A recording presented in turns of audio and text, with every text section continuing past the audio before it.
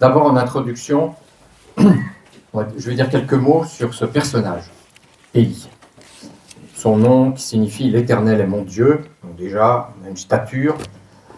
Il apparaît, chapitre 17, Élie, le Tishbite, il vient d'une ville inconnue, Tishbé, du pays de Galaad, donc c'est une région assez pauvre, de l'autre côté du Jourdain. Cependant, c'est quand même, il vient de cette région pauvre, mais c'est un homme instruit, parce qu'on voit qu'il a écrit une lettre au roi Joram dans le 2e livre des Chroniques. Donc, voilà, c'est quelqu'un qui sait lire et écrire. Et puis, il est qualifié dans tous ses récits 7 fois comme homme de Dieu. Alors, vous pourrez réfléchir à ce que peut signifier homme de Dieu, mais en tout cas, il y a plusieurs personnages dans l'Ancien Testament. Il y a 12 personnages qui sont appelés hommes de Dieu, dont Moïse, Samuel, David, etc. Il est qualifié une fois de prophète, au chapitre 18, on le verra tout à l'heure, et lui-même se qualifie de prophète. Alors, c'est quelqu'un d'un peu mystérieux, parce que on verra au chapitre 18 que c'est quelqu'un qui disparaît de temps en temps, et on lui reproche d'ailleurs, et puis à la fin de sa vie, il va disparaître, enlevé, comme Enoch dans la Genèse, et puis comme notre Seigneur, en fait, dans le chapitre 1er des Actes. Et puis il est cité à beaucoup d'endroits dans la Bible. Il est cité dans le prophète Malachie, qui affirme qu'il y aura une venue de prophète Élie dans des temps futurs. De ce fait, les Juifs pensaient que Élie allait revenir. Et c'est pour ça que quand Jésus a prononcé son grand cri sur la croix, Élie, Élie, mon Dieu, pourquoi m'as-tu abandonné ? Ils ont confondu, ils n'ont pas compris de quoi il parlait. Ils ont cru qu'il parlait de prophète Élie, ils ont dit peut-être Élie va venir. Alors, il y a aussi, quand Jean-Baptiste allait naître, une prophétie qui a été prononcée sur lui en disant « Il sera animé de l'esprit et de la puissance d'Élie ». Donc ça veut dire que notre attention est quand même attirée sur ce personnage, on ne peut pas passer à côté. Il y a en lui un esprit, une puissance. Et Jésus dira que Jean-Baptiste était bien le fameux Élie qui devait venir. Bon, alors dans le texte de Malachie que j'ai évoqué tout à l'heure, il est cité en même temps que Moïse, et donc comme 2 grands témoins qui sont sollicités pour faire revenir le cœur de Dieu, le cœur du peuple vers Dieu, et lors de la transfiguration de Jésus, Moïse et Élie apparaissent sur la montagne. Donc ils sont mis en parallèle et on pourrait continuer à faire ces parallèles, parfois en contrepoint. Moïse a intercédé combien de fois pour le peuple ? Élie est entré dans une controverse avec le peuple, peut-être même qu'il a fait une prière contre le peuple, dit l'apôtre Paul dans l'Épître aux Romains, en osant aller jusque-là. L'un et l'autre ont eu à combattre l'idolâtrie. Moïse descend de la montagne, il tombe sur le veau d'or, et Élie rencontre les prophètes de Carmel, les prophètes de Baal. Il lutte contre cette idolâtrie, et lui, à son tour, ira sur la montagne. Donc 2 versions symétriques entre ces 2 prophètes. Voilà. Bien sûr, Élie est également cité dans l'épître de Jacques, où on nous parle de ses prières, et puis Jésus fait allusion, et les disciples font allusion à Élie. Bon. Autant dire que nous sommes devant un personnage qui est un vrai monument biblique, un monument biblique. Il traverse les 2 testaments. Une fois qu'on a dit ça, on pourrait dire, on va le mettre sur un piédestal, et on va dire Élie, quelle merveille. Je voudrais essayer de voir avec vous, comment cette stature spirituelle s'est en fait construite, à travers des balbutiements, à travers peut-être, des va-et-vient, peut-être des erreurs. Et je ne veux pas diminuer, c'est pour ça que j'ai pris le temps de faire une introduction pour rappeler combien Élie est honoré dans la Bible. Je ne veux pas le désavouer, mais je voudrais que ça puisse nous encourager pour que chacun d'entre nous qui a à cœur de servir le Seigneur réalise que tous les serviteurs, ils ont eu un chemin avec des hésitations, avec des erreurs, des doutes, et que ça fait partie de notre chemin de croissance. Voilà. Nous venons de lire dans le chapitre 17 3 grandes expériences sur lesquelles je reviens. Cet homme se présente et dit « Il n'y aura ni rosé. Il va voir Akab, qui est un roi impie, dont la femme Jézabel entretient une culture idolâtre avec les Baals, etc. Et lui, il est assez faible, il la laisse faire. Et on voit qu'il se laissera entraîner même à un crime odieux en assassinant un homme pieux d'Israël. Enfin bon, voilà. Donc Élie vient et lui dit, il n'y aura pas de pluie, ni de rosée, ni de pluie, sinon à ma parole. C'est un peu étonnant. À ma parole. Qu'est-ce que c'est que cette affirmation un peu? Est-il prétentieux? Pourtant, l'épître de Jacques nous dit qu'il a été un homme comme nous et qu'il avait prié. Mais cette prière n'est pas mentionnée ici. Il y a là des petites, dans la Bible, des petites suggestions comme ça. Est-ce qu'il faut comprendre que quand il s'annonce l'Éternel devant qui je me tiens, est-ce que se tenir devant Dieu, ça ne signifie pas la prière? Vous savez que Jésus, à un moment donné, ses disciples lui ont amené un enfant qui était très malade. La Bible dit qu'il avait des démons. Enfin. Et ils n'avaient pas pu chasser ce démon. Et Jésus, bien, dans une magnifique scène de Marc 9, délivre cet enfant. Et les disciples lui disent, mais comment ça se fait qu'on n'a pas pu? Et Jésus dit, mais ça ne sort que par la prière. Ah bon? Mais Jésus n'a pas prié. Qu'est-ce que c'est que cette blague, en quelque sorte, qui nous dit? Il n'a pas convoqué une réunion. Il n'a pas dit, il y a un tel problème, là, telle personne qui ne va pas bien, on va faire une réunion de prière. Pas du tout. Jésus dit, ça sort que par la prière. Ah bon, mais il n'a pas prié. Ça veut dire que Jésus était peut-être dans cet esprit de prière. Voilà, c'est encourageant de se dire que parfois, nous pouvons être comme ça, animés par un esprit de prière sans pouvoir formuler. Bon, alors voilà, je suggère comme ça, mais vous en faites ce que vous voulez. Il y a peut-être une petite ambiguïté ici dans notre texte, avec les deux facettes peut-être d'une même personne, avec la relecture positive du Nouveau Testament qui nous dit « cet homme avait prié et il n'a pas pu ». Et puis cette affirmation « ma parole ».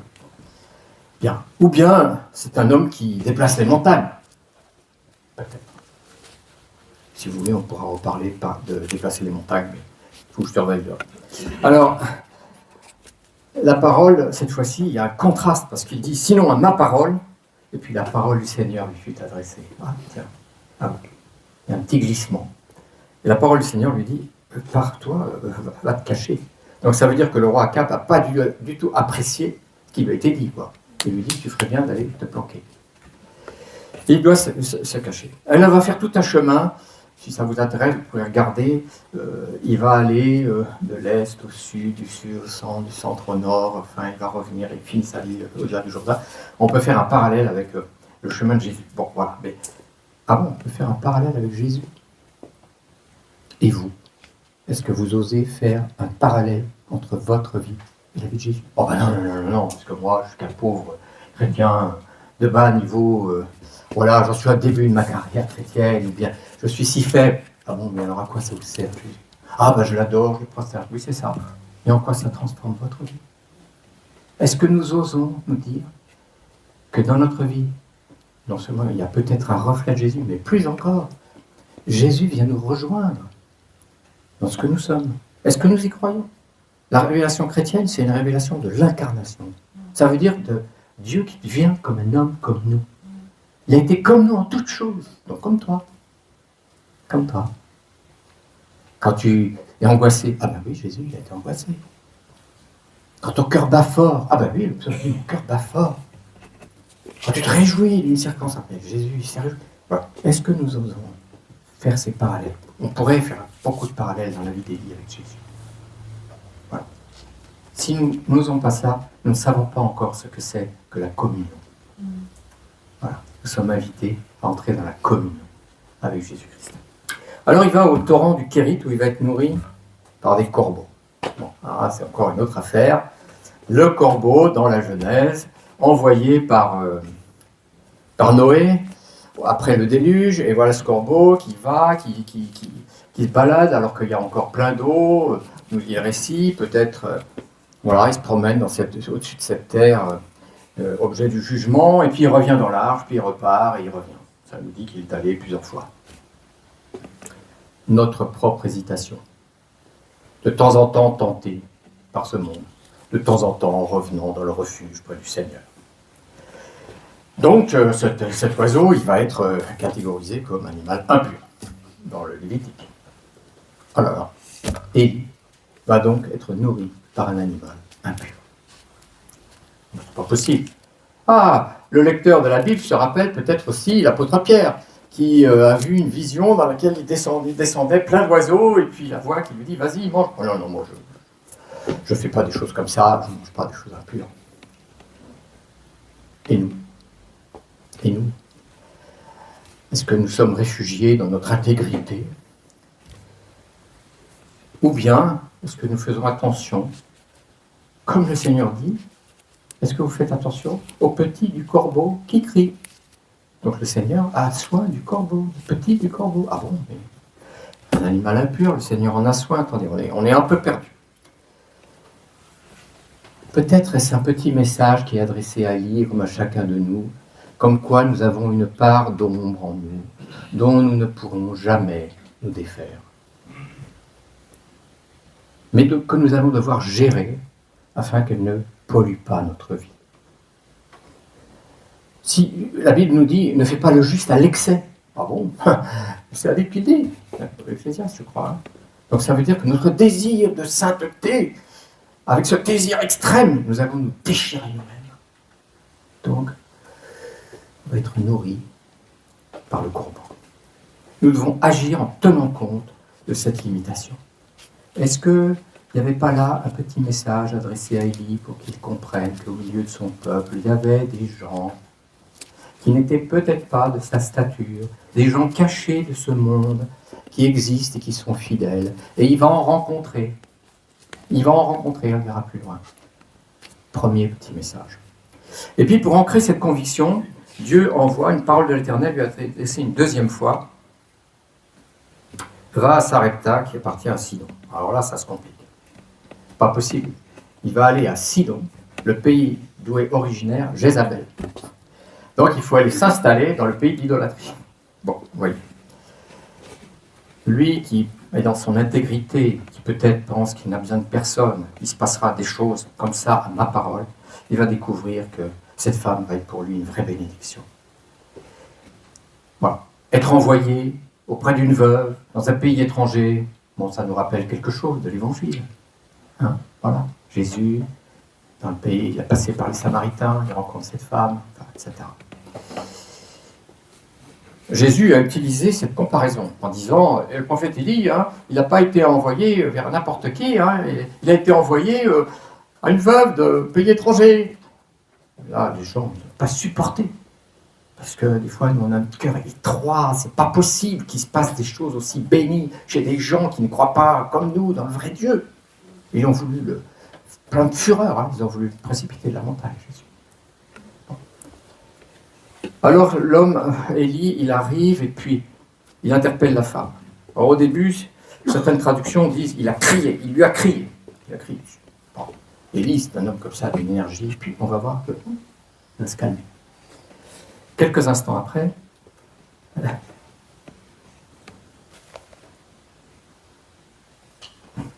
elle est allée chercher, parce qu'il lui a crié, elle est allée chercher de l'eau. Alors il l'a appelé de nouveau. Il lui dit, va me chercher, je te prie, un morceau de pain dans ta main. Et là, elle se met à raconter son dénuement, qu'elle n'a presque plus rien pour vivre. Et là, il lui dit, sois sans crainte. Ah, voilà un homme qui change un tout petit peu de façon de parler. Sois sans crainte. C'est la parole qu'on entend dans toute l'Écriture. N'ayez pas peur. On croirait entendre de nouveau le Seigneur. Nous pouvons employer les mots du Seigneur, nous aussi, parfois, dans nos échanges avec nos frères et sœurs ou avec les gens que nous ne connaissons pas. Nous pouvons les inclure dans la bénédiction. C'est ce qu'il a fait, là. Alors, il devient l'homme qui demande un service. L'homme qui demande un service. Comme Jésus au puits de Sichar. Alors, est-ce que nous aussi, nous osons demander un service à ceux qui ne font pas partie de notre foi, à nos amis musulmans, à nos amis bouddhistes, à nos amis athées, qui ont peut-être quelque chose à nous apporter pour qu'on face à notre propre dénuement. Voilà. Et bien sûr, pour faire ça, il faut être ancré, comme était Élie quand même. Alors voilà, la femme va lui apporter quelque chose, en quelque sorte, qu'elle n'avait pas. Elle lui apporte son dénuement, et en apportant notre dénuement, bien sûr, il va se passer quelque chose une bénédiction durable. Et là, il dit quelque chose, c'est que ne t'inquiète pas, parce que le pot de farine ne s'épuisera pas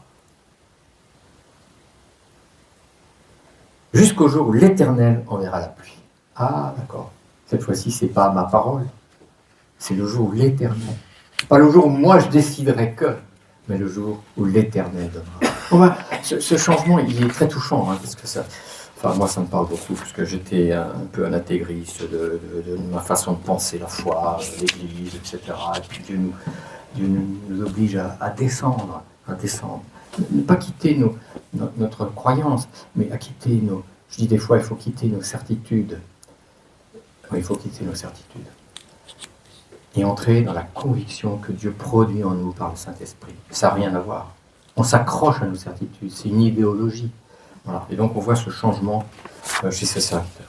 Et puis c'est le drame de la mort, enfin la mort en tout cas, il perd connaissance, il n'a plus de respiration. Le fils de la veuve. Alors là, il y a une réaction extraordinaire de cette femme. Elle le dispute, quoi. Elle le dispute violemment. Qu'est-ce qu'il y a entre toi et moi, homme de Dieu? Mais c'est pas... Là, on sent que c'est pas un terme de respect. C'est qu'est-ce que ça te fait d'être homme de Dieu? Et puis, qu'est-ce que tu viens rappeler mes fautes? Tu es venu là pour rappeler le souvenir de ma faute, faire mourir mon fils. Donc là, c'est Élie qui est responsable de la mort. Quand il arrive un drame, voilà, je vais en parler avec tremblement, parce que chacun vit les drames de manière différente. Mais il peut jaillir ce cri, et tout à coup, on cherche des causes. C'est peut-être mon péché, c'est peut-être ma faute, c'est peut-être à cause de telle ou telle circonstance. Et la femme, elle envoie promener, parce qu'elle ne veut pas des fausses consolations. Voilà. Vous vous rappelez, quand tous les enfants sont morts après ce qu'on appelle le massacre des innocents, après la naissance de Jésus, enfin un certain temps après, on a cru comme ça se débarrasser de Jésus, mais voilà, il était parti. On nous dit que cette ville, qui est appelée Rachel symboliquement, elle ne voulait pas être consolée. Voilà. Parce que les consolations, dans le livre de Job, il dit, vous êtes des consolateurs fâcheux. Voilà. Arrêtons de justifier les catastrophes, les épreuves, de donner des tas de bonnes raisons. C'est, comme vous le savez, c'est cette grande discussion qu'il y a dans le livre de Job. Chacun amène ses explications. C'est Satan, c'est le diable, c'est pour nous instruire, c'est pour nous faire du bien. Arrêtons. Et là, Élie, il n'a pas donné d'explication. Là, on sent que lui, il a été interpellé et il se met en action et en prière. Il fait deux choses. Dans la détresse, la personne elle a besoin qu'on soit présent, qu'on agisse en quelque sorte, et puis qu'on prie. Donc Élie, il a pris l'enfant. Voilà. Il n'a pas dit, c'est parce que, je ne sais pas quoi, il a pris l'enfant. Puis là, il est monté, et seul, il s'est mis en prière par 2 fois, avec vigueur. Le voilà, Élie, qui prie pour une étrangère. Et lui, il ose dire, mais mon Dieu, tu te rends compte, il m'a fait venir ici pour faire mourir son fils. Il dit, est-ce que tu causerais, toi, mon Dieu, du mal à cette veuve dont je suis l'hôte? Cette fois-ci, c'est lui qui retourne. La femme, elle disait, c'est de ta faute à Élie. Et lui, maintenant, il dit, Dieu, c'est toi, maintenant, qui fais mourir. Parce que c'est tellement incompréhensible. La souffrance, l'inexplicable, l'incompréhensible, que... Voilà. Et lui, au moins, il le dit à Dieu comme ça. Et ça, c'est la grande ressource, c'est qu'on peut aller dire à Dieu, mais pourquoi il passe ça? Les psaumes sont pleins de ce cri. Et c'est le cri de Job qui n'a pas arrêté de pousser jusqu'à ce que Dieu le rencontre lui. Voilà. C'est ça son génie, le génie de la foi. Alors la femme pousse ce cri amer, et puis, en voyant la délivrance, elle change elle aussi, de façon de parler, et elle dit « Maintenant je sais que tu es un homme de Dieu ». Mais elle ne le dit pas du tout avec le même ton, car la parole qui est en toi, elle est vérité. Donc 3 miracles ont marqué le début de cette carrière. Les corbeaux, qui nous rappellent comment nous devons accueillir notre indignité dont Dieu prend soin. Incroyable. Deuxièmement, la cruche d'huile, comme symbole de la multiplication de notre peu. Et troisièmement, la résurrection du Fils par un petit souffle. Quelque chose de très ténu. Par cette rencontre entre 2 solitudes, 2 étrangers l'un à l'autre, et 2 bienveillances entre eux. Dieu, en quelque sorte, a adressé par tout ça des messages à Élie. On voit briller d'un côté sa foi, d'un autre son côté hésitant. Il est encore un peu occupé de son propre ministère, mais on voit un petit changement qui s'opère. Je vous propose de lire, après, au chapitre 18, quelques extraits, je ne dirai pas tout. Bien des jours s'écoulèrent, et la parole de l'Éternel fut adressée à Élie la 3e année en ces termes.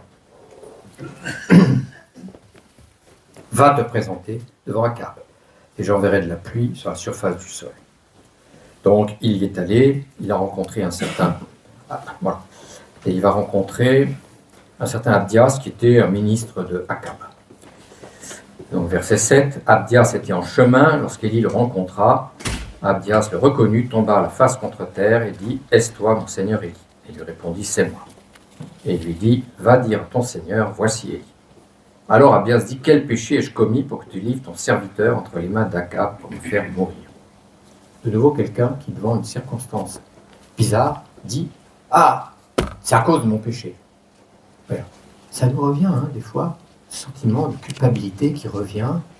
Nous plaisons à la culpabilité. Nous sommes fascinés par le fait d'être coupables. Il faut réfléchir pourquoi. En fait, comme nous sommes coupables, nous tenons tout entre nos mains. Voilà. C'est moi, c'est de ma faute. Quand on abandonne la culpabilité, on laisse un espace ouvert dans notre vie, à la grâce de Dieu et aux autres. Voilà. Donc voilà, le voilà encore lui, qui aime bien être coupable, qui dit « Ah, c'est parce que j'ai fait une faute que tu m'envoies. » Il a très peur, et il dit, verset 9, « Quel péché ai-je commis que tu livres ton serviteur entre les mains d'Akab ?» Et voilà, il dit, tu sais, on est allé, verset 10, il n'y a pas ni nation ni royaume où mon Seigneur ne t'ait envoyé chercher, qu'on disait que tu n'y étais point, il faisait jurer le royaume et la nation qu'on ne t'avait pas trouvé. Et maintenant tu dis, va dire à ton Seigneur, voici. Et puis, quand je t'aurai quitté, l'Esprit te transportera, je ne sais où, et Akab me tuera. Verset 13, ne t'a-t-on pas rapporté ce que j'ai fait quand Jézabel tuait les prophètes de l'Éternel? J'ai caché 100 prophètes de l'Éternel, 50 par 50 dans une caverne, et je les ai nourris de pain et d'eau. Et maintenant tu dis, va dire à ton Seigneur, voici Élie, il me tuera. Mais Élie dit, l'Éternel des armées, devant qui je me tiens est vivant, aujourd'hui je me présenterai devant Akab. Voilà, donc Abdias, cet homme, ministre, avait protégé les prophètes. Mais il était dans une situation un peu ambiguë, comme il y a eu parfois des personnes, vous avez tous vu des récits ou vu des films qui s'étaient passés pendant la guerre, de 39-45, où il y avait des gens qui étaient dans des ministères, le ministère de l'Intérieur, etc., et puis qui protégeaient quand même en fait les Juifs en avertissant, etc. Et en même temps, ils étaient dans un ministère qui était chargé de faire disparaître les Juifs. Donc voilà, il y a eu des gens qui étaient dans cette situation-là, et qui ont quand même été, qui ont accompli des belles actions, en étant dans une place un peu compliquée à tenir. C'est le cas d'Abdias. Mais ce qui est intéressant pour nous, c'est que Élie, il n'a pas l'air au courant. Bizarre ça. Il n'a pas l'air au courant qu'il y avait 100 prophètes. Alors, verset 10. Abdias étant allé à la rencontre d'Akab, lui a raconté. Et Élie lui dit, voilà, tu vas rassembler, verset 19, rassemble auprès de moi les 450 prophètes de Baal et les 400 prophètes d'Achéra. Et donc, Élie va organiser une grande compétition. Voilà. Verset 21, il s'approcha de tout le peuple, il dit, jusqu'à quand clocherez-vous des deux côtés? Si l'Éternel est Dieu, ralliez-vous à lui, et si c'est Baal, ralliez-vous à lui. Le peuple ne lui répondit rien, et Élie dit au peuple, je suis resté moi seul prophète de l'Éternel, et il y a 450 prophètes de Baal. Donc il organise une grande compétition où on va offrir, les prophètes de Baal vont offrir un taureau, lui va offrir un taureau, et les uns comme les autres devront demander à la divinité d'envoyer le feu comme signe de l'approbation. Je vais lire au verset 30. Élie s'approcha de tout le peuple, il dit, approchez-vous de moi. Tout le peuple s'approcha. Élie rétablit l'autel de l'Éternel. Il prit 12 pierres, d'après le nombre des tribus des fils de Jacob, à qui la parole de l'Éternel avait été adressée en ces termes, Israël sera ton nom. Et il bâtit avec ces pierres un autel au nom de l'Éternel. Il fit autour de l'autel un fossé. Il a fait remplir le fossé. Il a fait vider de l'eau sur le sacrifice, sur l'autel, sur l'eau, etc. Et verset 36, au moment de la présentation de l'offrande, le prophète Élie s'avança et dit, Éternel, Dieu d'Abraham, d'Isaac, d'Israël, que l'on reconnaisse aujourd'hui que c'est toi qui es Dieu en Israël, que je suis ton serviteur et que j'ai fait toutes ces choses par ta parole. Réponds-moi, Éternel, réponds-moi, afin que ce peuple reconnaisse que c'est toi, Éternel, qui es ce Dieu et que c'est toi qui ramènes leur cœur. Alors le feu de l'Éternel tomba. Il consuma l'holocauste, le bois, les pierres, la terre, il absorba l'eau qui était dans le fossé. Quand tout le peuple vit cela, ils tombèrent la face contre terre et dirent, c'est l'Éternel qui est Dieu, c'est l'Éternel qui est Dieu. Élie leur dit, saisissez les prophètes de Baal, qu'aucun d'eux n'échappe. Ils les saisirent, Élie les fit descendre au torrent du Kishon, où il les égorgea. Chapitre 19, Akab rapporta à Jézabel tout ce qu'avait fait Élie, comment il avait tué par l'épée tous les prophètes. Et elle dit que les dieux me fassent ceci et qu'ils ajoutent encore cela, si demain à cette heure je ne fais de ta vie ce que tu as fait de la vie de chacun d'eux. En voyant cela, Élie se leva, s'en alla pour sauver sa vie. Là, vous savez, on a des fois des émissions de radio, de télé, ou des articles où on dit les gens, les hauts placés qui descendent, vous en avez eu plusieurs exemples qui vous viennent, des hommes politiques qui ont été au sommet de la gloire et puis qui ont été vilipendés, des journalistes, voilà, des gens comme ça, qui tenaient le haut du pavé et puis qu'un beau jour, on a désingué. C'est un peu ce qui arrive. C'est très actuel cette histoire. Élie est au sommet là, du Carmel avec un spectacle extraordinaire et puis quelques instants plus tard, il fiche le camp parce qu'il a peur de mourir. Alors, il a organisé une grande compétition. Est-ce que c'est Dieu qui lui a demandé? Est-ce qu'il est victime de cette idée de l'idéologie, de la compétition? Moi, ça m'est arrivé de me tromper comme ça en discutant avec quelqu'un de notre famille qui est bouddhiste, de vouloir justifier, expliquer, entrer dans la... Voilà, et puis ça mène rien. Rien. On n'est plus dans la relation. Élie veut contraindre Dieu à se manifester. Il veut l'obliger. Notre Seigneur Jésus, lui, quand on a voulu lui proposer le même challenge, il a dit, tu ne tenteras pas le Seigneur ton Dieu. Il aurait pu faire la même chose, se jeter du sommet du temple, enfin, etc. Lui, il a dit, moi, je ne fais pas ce genre de truc. Bon, je peux oser dire ça à propos d'Élie, à propos de ce grand moment. Est-ce Dieu qui a demandé le massacre qui a lieu à la fin? 450 personnes. Les prophètes, ce n'est pas des héros. Vous n'êtes pas un héros, moi non plus. Voilà. Nous sommes des serviteurs, nous sommes des gens ordinaires qui cheminent avec Dieu et que Dieu va les chercher. Et souvent, il va les chercher dans le sentiment de leur indignité. C'est le cas de Moïse. Je ne sais pas parler, on voit quelqu'un d'autre, etc. Dieu va chercher ces gens qui... Jérémie, je ne sais pas parler. Il va les chercher et puis ils vont devenir ces prophètes de l'Éternel. Ou bien, il y a un sentiment qui habite parfois, comme Élie, c'est ce sentiment d'une indignité qui n'est pas très jolie, on va se débarrasser. Je ne suis pas meilleur que mes pères. On ne l'a pas encore lu, chapitre 19. Je vais le lire tout de suite. Verset 4, chapitre 9. Il alla dans le désert, une journée de marche, il s'assit sous un genêt, demanda la mort. C'en est trop, maintenant, Éternel, prends ma vie, car je ne suis pas meilleur que mes pères. Ah bon.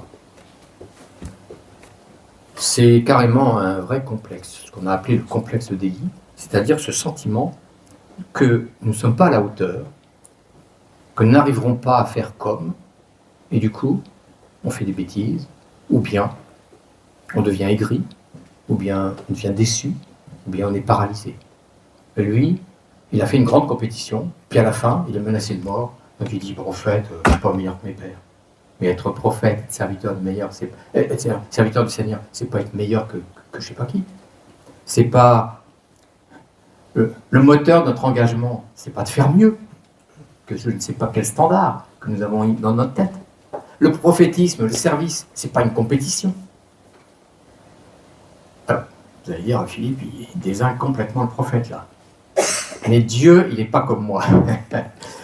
C'est-à-dire qu'il sait lire aussi dans Élie la foi gigantesque. Parce que quand même, ce qu'il a fait, c'est extraordinaire. Et donc, il l'honore. Parce que Dieu ne veut pas déshonorer publiquement son serviteur. Il va continuer à lui parler en secret. Il va l'emmener là-bas, dans la caverne, il va lui parler. Mais publiquement, chapitre 18, verset 36, au moment de la présentation de l'offrande, le prophète Élie s'avança. Le texte lui donne cette dignité pour la seule fois où il est nommé prophète. Lui, il avait dit, je suis resté pas seul prophète. Et tout à coup, Dieu dit, bah oui, c'est mon prophète. Et là, il fait une prière. On a lu verset, au chapitre 18. Et il dit, que l'on reconnaisse que c'est toi qui es Dieu. Et puis qu'on me reconnaisse. Et puis, que ce peuple te reconnaisse. Donc 2 fois, il demande que Dieu soit reconnu. Et entre les deux, il dit, et que moi, je sois reconnu. Ah, d'accord. La prière centrale, c'est, j'aimerais bien être reconnu. Voilà. Bon, ça nous ressemble, ça me ressemble. Des fois, j'ai besoin, comme ça, j'ai besoin qu'on me reconnaisse. Et du coup, il y a une apparence comme ça de prier pour que Dieu soit reconnu, mais au milieu, puis quand même que moi. Mais le Seigneur l'honore. Nos actes de foi seront peut-être empreints d'une certaine prétention, parfois. Bah oui. Mais Dieu ne nous cassera pas pour autant. Mais il va continuer à nous accompagner. Et donc, il s'en va, il va être... il va falloir que je m'arrête, c'est ça. J'aurais encore plein de choses à vous dire, mais je vais survoler. Non, enfin. Chapitre 19. Il est donc... il s'est couché sous un genêt.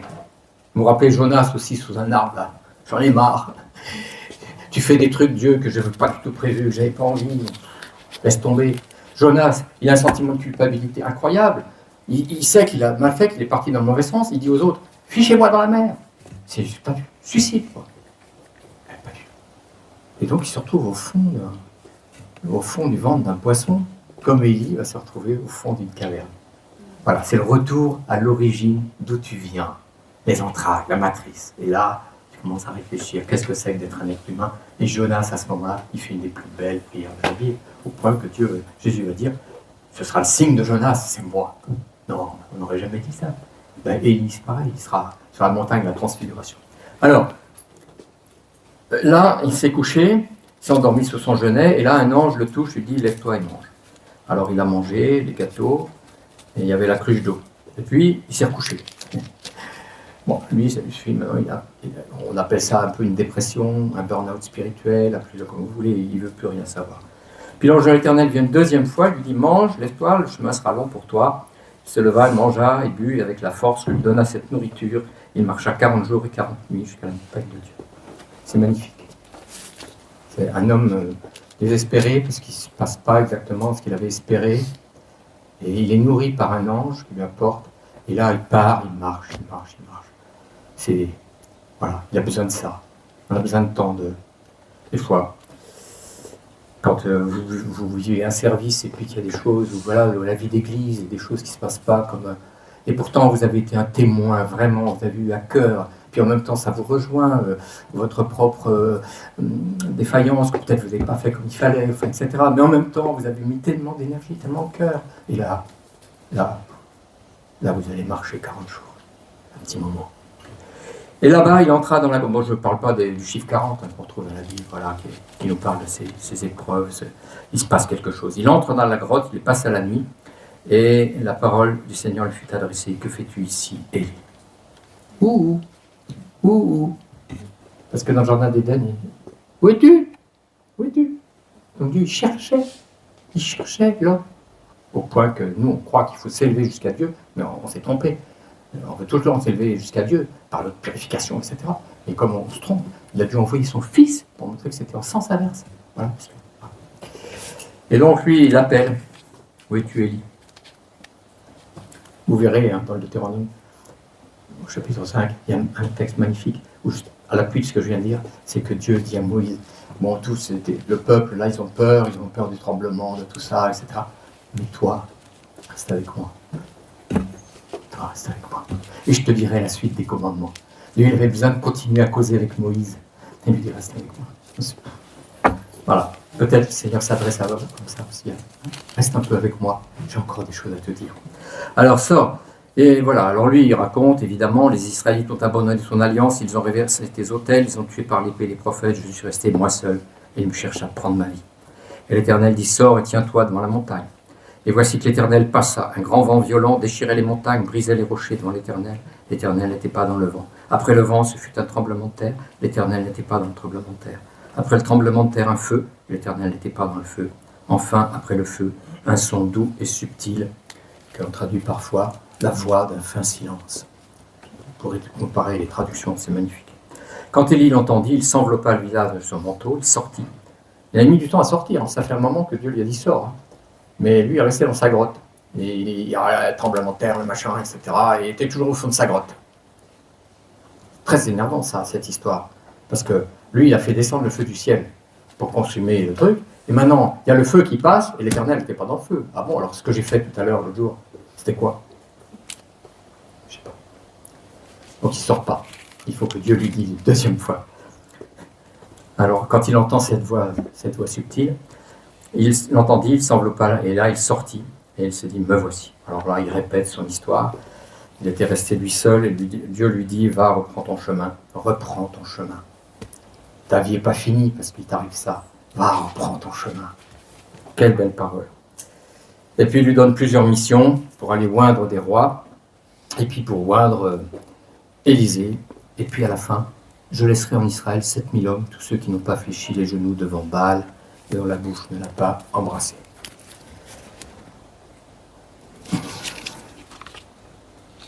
Bon. Il y a là un grand parallèle avec la vie de Moïse, hein, vous savez, qui voulait voir la gloire de Dieu. Fais-moi voir, je te prie, ta gloire. Et Dieu lui a dit, ma gloire ne se verra pas. Je vais te cacher dans le rocher, voilà, comme Élie au fond de la grotte. Je passerai, et puis je proclamerai mon nom, tu me verras par derrière. Dieu, lent à la colère, grand en bonté. Vous avez aussi écrit cette répétition qui est dans le psaume 145, qui est une répétition de Exode 33. Et Moïse comprend que Dieu, en fait, fait grâce. Et là, il va avoir cette prière admirable. Reste avec nous, car nous voulons te suivre, non pas du tout. Reste avec nous, car nous sommes un peuple rebelle. La raison pour laquelle il dit que Dieu veut rester avec nous, c'est que nous, on est des rebelles. Voilà. Ça, c'est vraiment le génie de Moïse, et c'est ce qui se passe exactement ici, puisque lui, il a entendu cette voix, et du coup, comme Moïse se couvrait le visage à partir de ce moment-là, se couvrait le visage en ayant compris que on était devant l'insaisissable, l'inconnaissable, et que c'était ça, la réalité de la foi. Eh bien, Élie, c'est pareil, il sort et il se couvre le visage. Qu'est-ce que c'est qu'il a entendu, Élie? On ne sait pas. Moi, je suis une sorte de voyeur, j'aurais voulu savoir. Et un jour, à la ferme Clarisse, on lisait le texte où Jésus a écrit par terre devant la femme pécheresse. Et là, je dis, j'aurais trop aimé savoir ce qu'il a écrit. Et là, une femme qui était sortie de la rue, donc était peut-être comme cette femme pécheresse, elle me dit, Philippe, il était en train de lui ôter ses péchés, et on voulait savoir ce qu'il a écrit.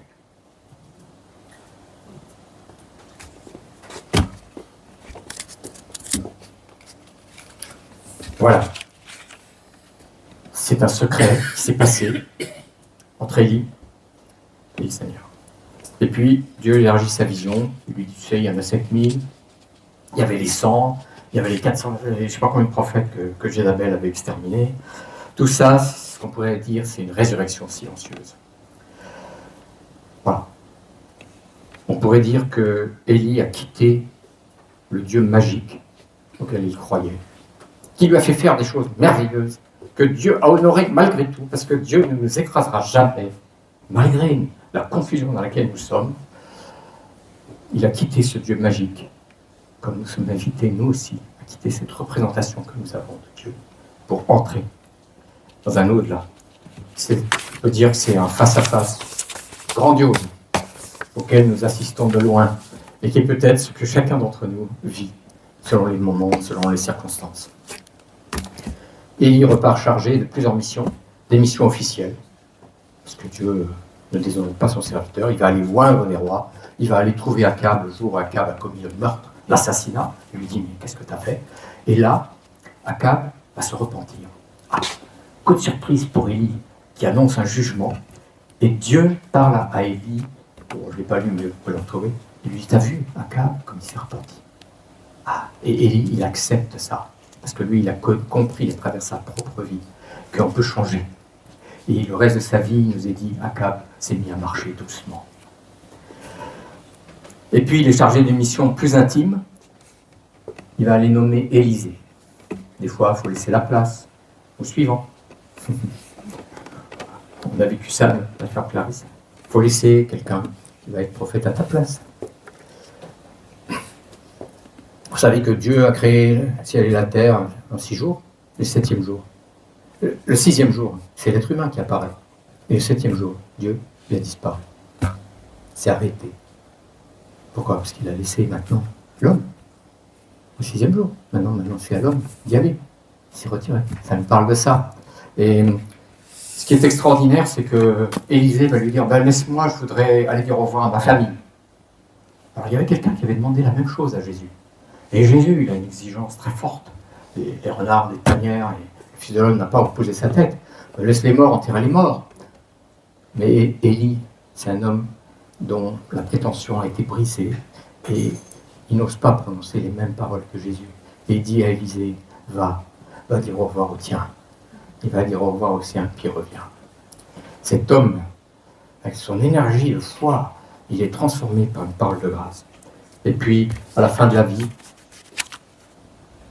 Élisée va dire à Élie, je voudrais recevoir la double mesure.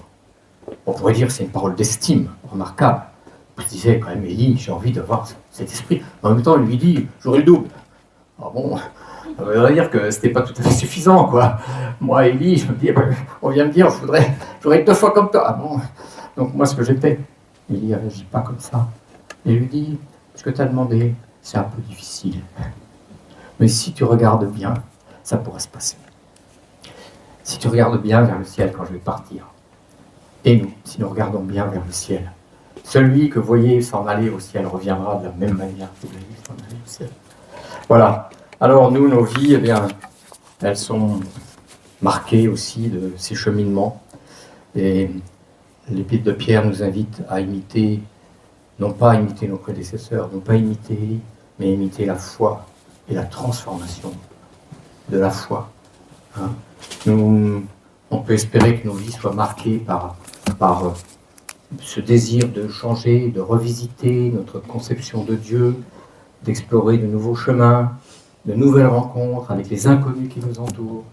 Peut-être que la survie du christianisme aujourd'hui est à ce prix.